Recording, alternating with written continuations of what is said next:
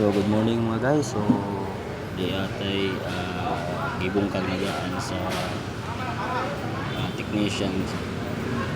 Pero ako lay gasunod kay undang man. So mao ni siya mga guys. Dismanto na siya daan. So diarang pisa nga naguba.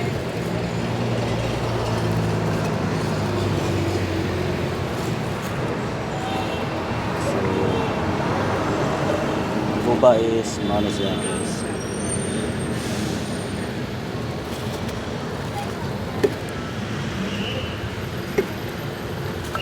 Natay kuan guys, demolition hammer. So ang problema ra niya is may arang pin niya. Pin diri. Sayahang pin. Kani may guba. So function ang iyang kina hammer siya, so kanila walay mohawid siya ang blade. So kini guys usa ka compressor 2 HP. So ang guba ni guys is usa ka switch, usa ka pump head assembly kay una man siya guba.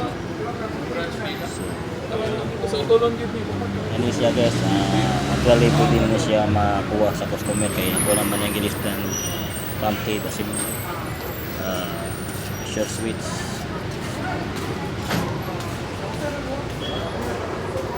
Ang kinahanglan ng kurong niya trabaho guys kini para ma-assemble. So let's see.